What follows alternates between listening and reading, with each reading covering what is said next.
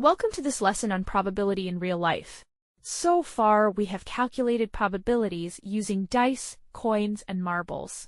But on the LANTITE, probability questions are often set in realistic scenarios, weather forecasts, medical tests, classroom activities, and everyday decisions.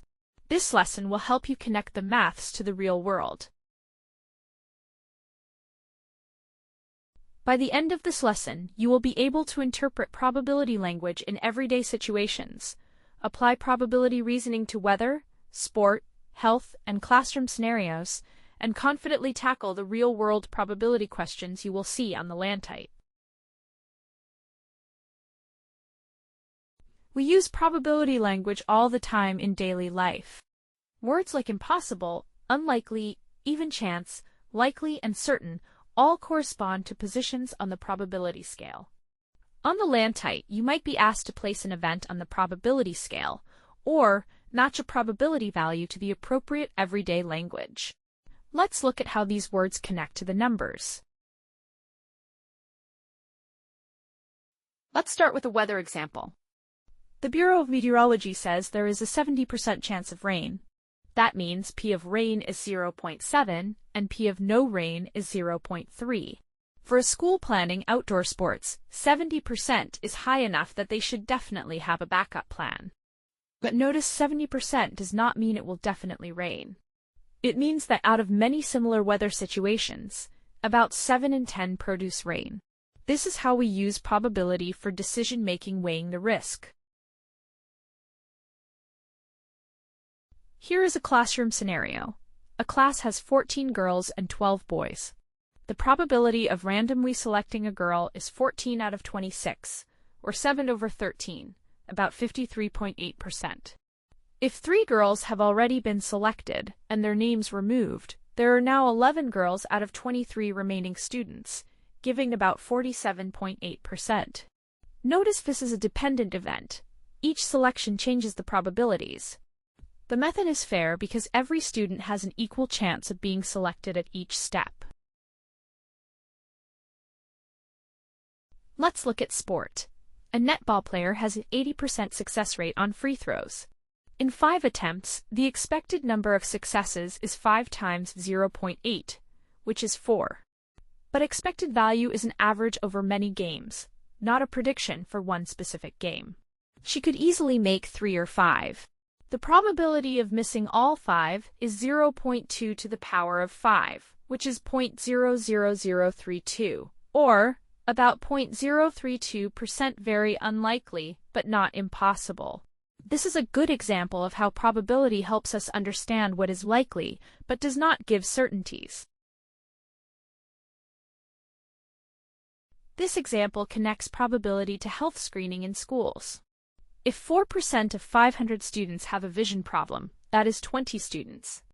A test with 95% sensitivity will correctly identify 19 of those 20, but miss one, a false negative.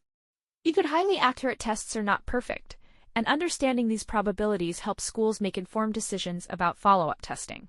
The LANTITE sometimes uses scenarios like this to test whether you understand how probability applies to real decisions. Expected value helps with decision-making. A school raffle sells 200 tickets at $2 each for a $100 prize. The probability of winning with one ticket is 1 in 200. The expected value is the probability of winning times the lower prize minus the cost of the ticket. That is 0.005 times 100 minus 2, which equals negative $1.50. On average, each buyer loses $1.50. But that is the point. The school collects $400 and pays out $100, raising $300 for the fundraiser. Understanding expected value helps you interpret whether a game or offer is in your favor. Let's address some common misconceptions. The gambler's fallacy, thinking that after several heads in a row, tails is due. Each coin flip is independent, so the probability is always 0.5, regardless of what happened before. Confusing unlikely with impossible, a 1% chance is unlikely, but it can still happen.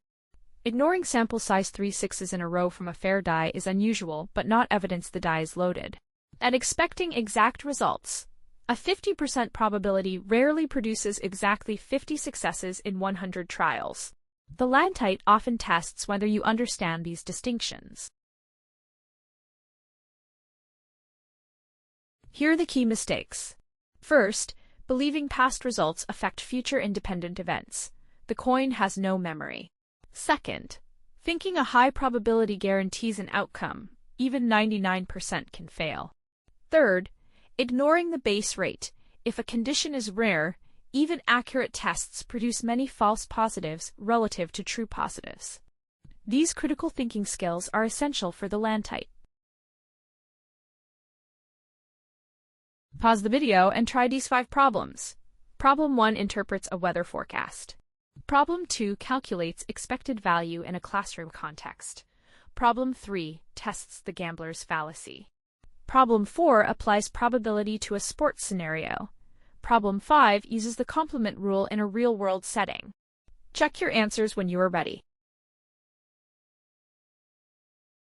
Let's recap. Everyday probability language maps to the 0-to-1 scale. Weather forecasts express probability based on historical conditions. Expected value tells you the average outcome over many repetitions. Independent events are not affected by past results. Beware the gambler's fallacy. Use probability for weighing risks and making informed decisions, not for guaranteeing specific outcomes.